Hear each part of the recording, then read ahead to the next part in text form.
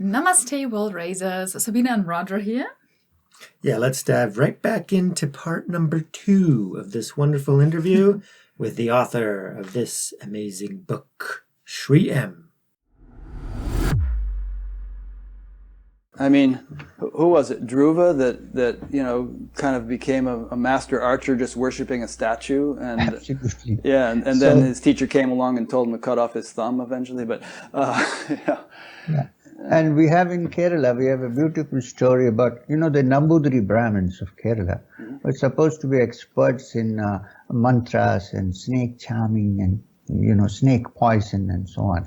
So the story is, a man who belonged to a very low social scale came to him and wanted to learn how to revive a person who was bitten by a snake.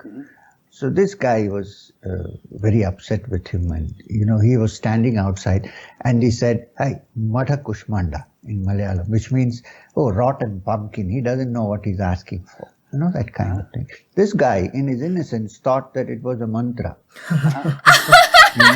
So he went away into the forest and sat somewhere near the river and chanted it for a number of years. Oh, that's awesome. And one day, a man was bitten by a snake, and he was brought to this big Nambudiri Brahmin man, and he looked at him and said, "No chance now, take him away to the crematorium."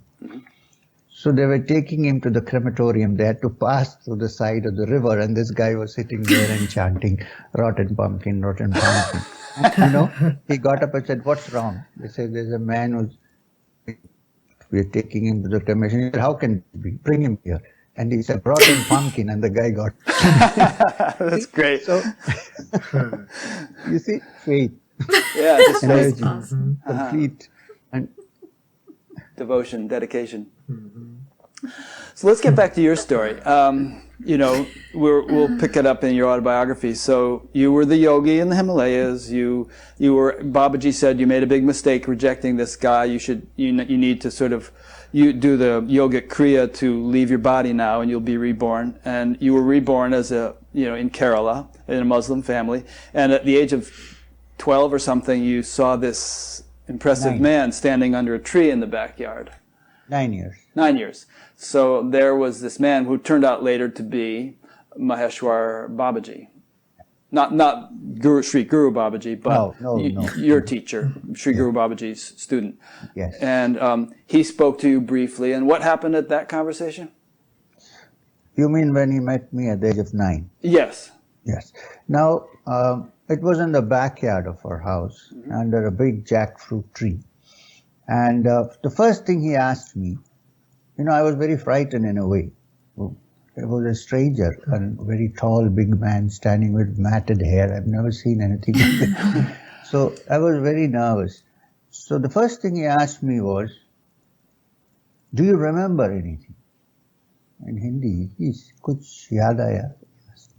Well, we all speak Urdu at home, even though I was born and brought up in Kerala because of the background. Right. So I said, I don't remember a thing. I don't remember anything. I was wondering remember what? So he touched my head with his hand and said, "Over time you'll get to know." So this was the only experience I had at that point. And then he told me to go back home. And I was walking across, and when I tried to turn, I could not bring myself to turn. There was something which was stopping me from looking back. To see if he was there. Yeah. And then I reached the kitchen and then turned around and he was gone. So I still think he went out. There was a small gate near the compound wall, so probably he did.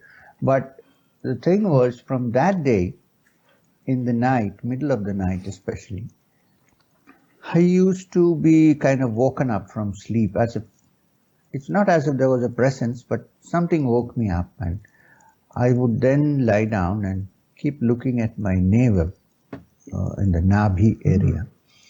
And there would be some kind of a light coming there, and it would spread over my body. And it was very blissful. So I had many such experiences every night. That I think that was my spiritual preparation. And that was a spontaneous meditation, because I had not studied anything about meditation till that age. So this went on till I finished my college, school, college. I had several experiences. Meanwhile, if you read the autobiography, I met many holy people around, saints and yogis. And then I got this compulsion to get out. I felt like a bird in a cage, kind of caged in. I wanted to just break and fly. And there was this Himalayas beckoning me, of course. I didn't even know I was going to meet Maheshwarnath Babaji. I only knew that something was on and something was there. And I had to go. I had to get out of the situation. And you had the sense that maybe you weren't looking for someone specific to meet, but you had the sense that there must be these great beings in the Himalayas. Yeah. You'd heard the stories, and you just had to go and find out. Right. Yeah. That's right. I'd heard, I'd read, by the time I had also read the Autobiography of Sri Yogi. Sure. And I thought there must be some yogis up there in the Himalayas. I didn't expect to meet Babaji, but somebody must be there. And so I went to many ashrams. You know the story. I met many people, but I was not fully satisfied. I kept going. In fact, Swami Chidananda was the head of the Divine Life Society at that point in Rishikesh. And he told me one day, I don't think you stay here. I don't think this is enough. You're looking for somebody high up there, upper reaches. And he warned me, but be careful, there are lots of fakes around. So Yeah. I remember even one very respected person said, oh, don't believe all those stories. There's just a bunch of, hashish smoking, sadhus. You're not going to find anybody remarkable up here. And you were getting pretty discouraged. In fact, you were just about, I think you said in your book, you were about to throw yourself in a river and just, give up the ghost. And then at that final moment that evening, you met Babaji. You met Babaji. Yeah. I was contemplating suicide because Right. I thought, you have burnt your boats, or burnt your bridges, or whatever the expression is, and then you come here and you find there's nothing here, and what will you do? I thought maybe this body is not suitable this time. Yeah, I just want to touch on that from the book because they haven't. He'll maybe talk about it later, but the story of his past life when Babaji told him to leave his body and you'll be reincarnated, he said, because of what you did to this Sufi seeker that committed suicide. And the Sufi seeker, when he showed up, he was just, like worn out, like from his adventure, just seeking and seeking and seeking. And then he finally found this guy and he was so happy and just, this is my guru, he's going to save me now. And then the guru rejected him. And he says, well, if you do that, I'm going to commit suicide. I'm going to jump into the river. And the guy's like, okay, go ahead. And then he does. And then Babaji tells him, oh, what a terrible thing you've done, my son. And then now you need to leave your body and you need to go through and have the same experience of that person. And then that's why, because I just read that chapter last night where, he's on the brink of suicide, ready to throw himself in the river. And then at that moment, he sees the fire of Babaji and then he re-meets his guru. So so he was brought through his journey north into the Himalayas and then seeking and seeking and seeking, and then finally at his wit's end, there is no gurus in the Himalayas, I'm gonna kill myself now. And then that's when Babaji shows up. So Beautiful. It sounds really dramatic, but it's just the purification of karma, and Babaji knew when he had to show up and at the right time when the student is really ready, because before he might have not been as ready.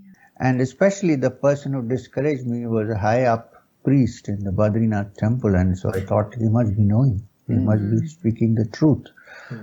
So that's when I met Babaji again. And Can you recount that experience of when you first met Babaji again? And keep in mind, people listening, that we're not referring to Sri Guru Babaji, who Yogananda talked about in his book. We're talking about his student, but we're going to keep using the name Babaji because that's how you refer to him.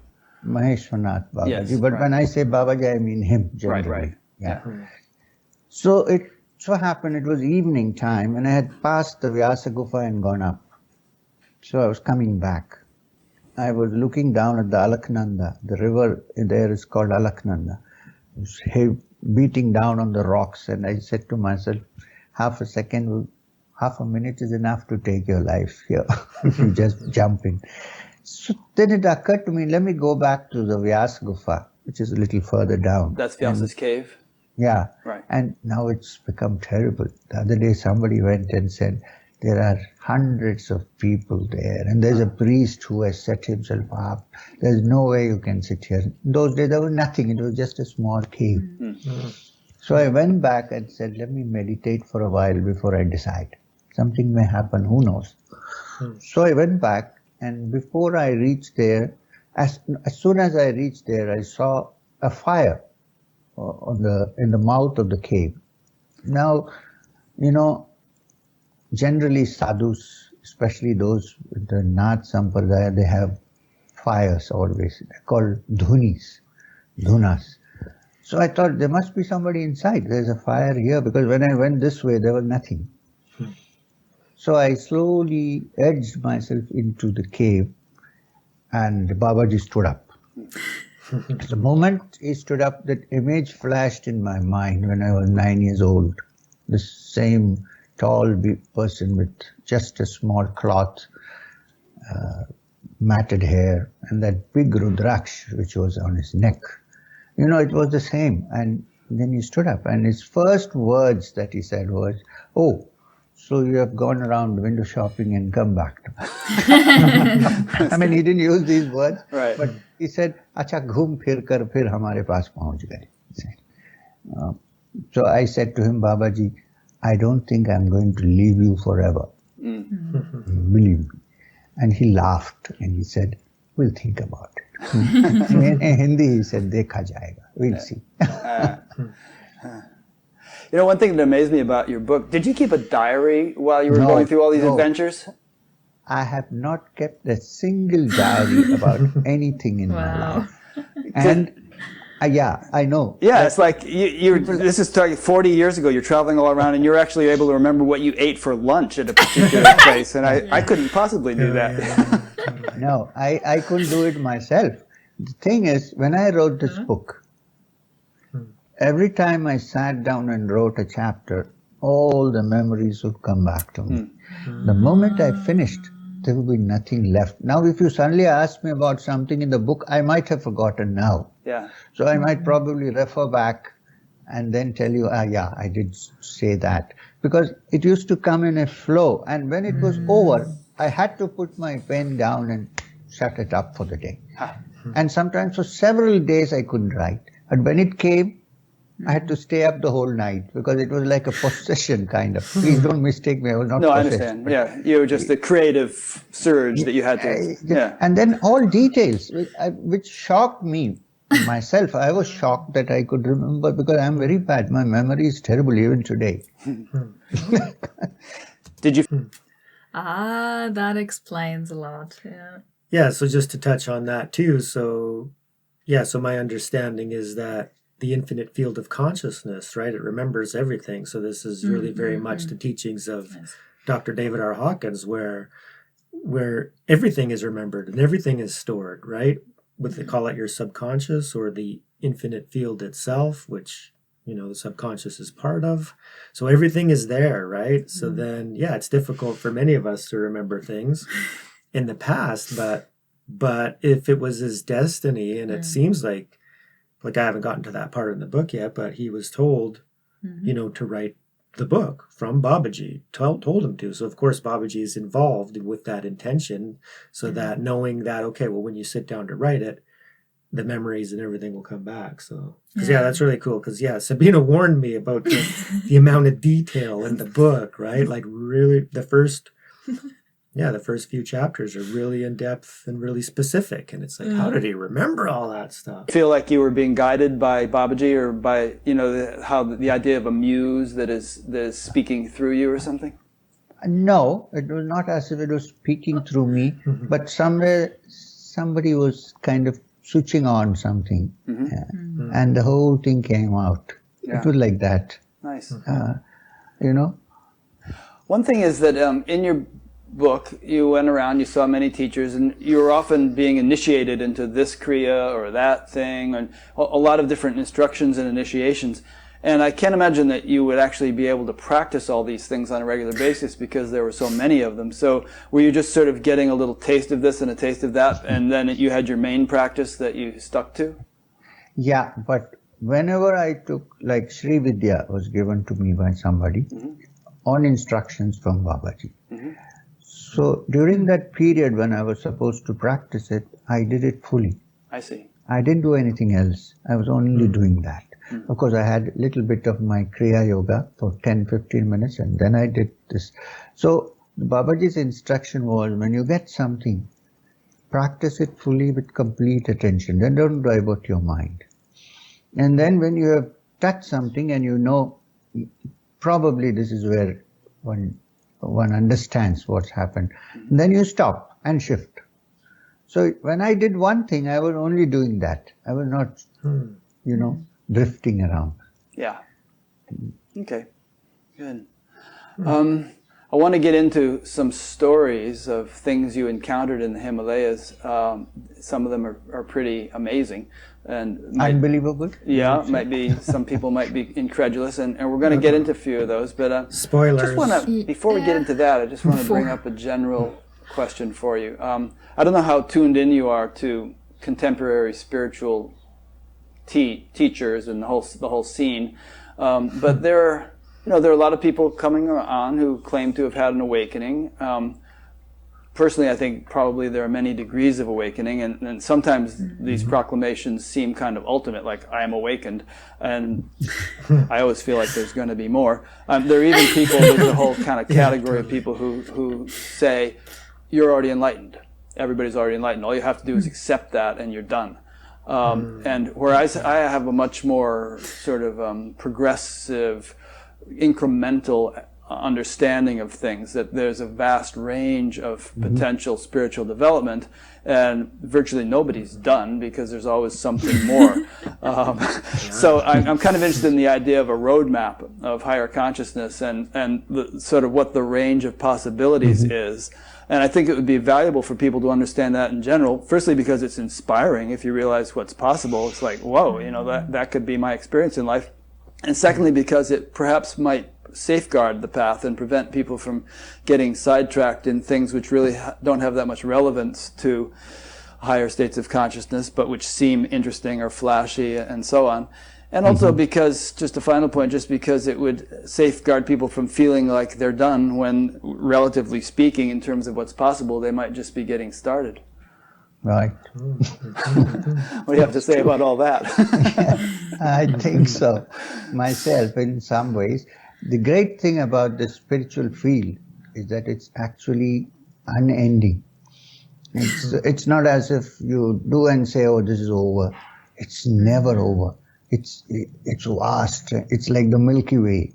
So when somebody says, I'm done with, and it's over, I feel a little not so happy with that situation. Yeah. I think, maybe he's done with something. Yeah, okay. But there's something more. You understand? So, the important point about not being sidetracked, you may have some visions, you may have some colors, you may hear some sounds, and then if you think you have done everything possible, you're not. I mean, this is just, I always tell people, do you have as many visions as somebody who has had LSD? No. And even if you do, so what? So what? They also have it. Yeah. Well, this is apart from the fact that when talking about samadhi and different ways of getting into samadhi, Patanjali in his Yoga Sutra says that chemical process is also possible. He does. He says, what, drugs, gems, mantras, or herbs, mantras, gems, and something else, I forget. It's very interesting because in the Yoga Sutras of Patanjali, in the Samadhi part, how to attain Samadhi, there are different ways described, and one of the things said is Ishvara Pranidhanena. That means also by surrendering to Ishvara, God. And the next sentence is Aushadhanani. It's also possible through chemicals, medicines. Right. So God and chemicals have been put just 1 foot below each other. Well, in fact, you had an experience with the Soma plant, and we're going to talk about that in a little while. That'll be That'll be interesting. Is your present state on a par with, say, Sri Guru Babaji? What, if not, what makes one being so evolved and another less evolved? Well, Sri Guru Babaji is in a category which normal human beings who are born and brought up, born in an womb, cannot compare with. They're there for a special purpose, such beings. So I can definitely not compare with that. Yeah, I have had some spiritual experience, and I believe that everyone has the potential to touch that. It requires a great deal of hard work. There are no shortcuts possible in this matter. So this is my answer to the question. Mm-hmm. Do you feel that if spiritual evolution is never ending, as you just said, that eventually somehow all souls will end up being exalted souls like Sri Guru Babaji? Eventually, big capital E. Oh, certainly, I think, but it may take ages before we touch that. It may take ages, but ultimately the evolution is towards perfection. And before perfection, it has to go through a grind. Yeah. So we are going through the grind. And you come out and then gradually go higher and higher. Every soul's destiny ultimately, I think, would be to reach the higher stage. But it will take ages. Right. It will take time. And therefore, every human being has a potential. I recently, when I was on this walk, this long walk, marathon walk, I got the bishop, Catholic bishop from Kerala called me and said, "Is it possible for you to meet the Pope?" I said, "Listen, I'm on a walk. If you think I can break it for a few days and go, because after all," so he said, "Okay." So I went and met the Pope. Went to Rome. Yeah, I went to Rome. And I had 10 minutes, little more than 10 minutes of personal audience with the Pope. And it was interesting. I went because he's the head of a vast, big church, and which is hopefully keeping Jesus Christ's teachings intact, hopefully. So and anyway, it's a person who so many people worship and regard as very high. So I thought it's a good thing, and it's I thought the new Pope is also a new person. So I went to see him. And with great respect, and I did namaskar as we do to all holy men, and he also did, and we had a chat. And one thing struck me, his words, was he said, "Look, every saint has a past, and every sinner, therefore, has a future." This one of the things he said which really affected me. So I'm saying this, any great saint, even if it is Sri Guru Babaji, at one time must have come from where the ordinary human being is. And therefore, the ordinary being has all potential to go there at some point. Beautiful. He may not be today or tomorrow, but you see. Yeah. There's that verse in the Gita, even if you're the greatest of all sinners, you shall cross over all, cross over all, your different births, by the raft of knowledge alone. Prarabdhas, before you reach there. Let's end here for part 2. Yeah. I love him. We all have potential. Yes. I love that. Great answer from the Pope. Just saying that. So I want to remember that. So I want to say it. So what did he say? He said all saints have a past, meaning that, regular human experiences, maybe negativities.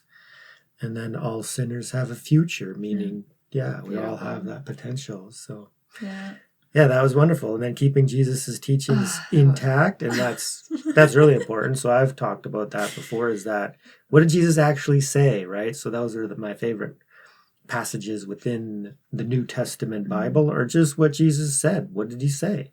And the crux of that is, love one another, and love God. And if you don't know who God is, then you really got to, investigate. And that's where, not being stuck to one teaching or teacher or even one, religion is so important. And today's day and age, because I really understand, spirituality much more when I began to understand what the other religions were teaching. And then everything became more and more clear. So I think that's, you know, a very beneficial, you know, teaching there, to not just be, you know, stuck or segregated into one, you know, little group. And then like the Bible is the only way. Jesus is the only way. Well, we got that spiritual people. We just need to let go of that. And I don't think there's a problem with genuine spiritual people. We all know that. So it's not controversial to speak like that. But some people who are stuck, you know, would disagree. So anyways, we all have the potential. So yeah, fantastic. I'm loving this interview. Buddha at the gas pump. So feel free to continue on, you know, for the whole interview without us, because we're going to be releasing these in parts, but definitely check out his channel. So yeah, amazing. Yeah. And I also don't want to keep watching now, because Roger is not, I don't want the spoilers. The book is so good. And I always, I'm next to him when he reads. And then when he highlights something, I ask him, what did you just read? And it's fun. So. So we just watched part 1 and 2 of this interview. And then we'll probably continue next week. So if you like this interview as much as we are liking it so far, please hit that like button. Remember to subscribe. It really, really helps the channel. Check out Buddha at the Gas Pump channel. We'll leave the link in the description. And remember, raise yourself and raise the world. Thank you so much, everyone. And a very special thank you to all our members. We love you. Peace.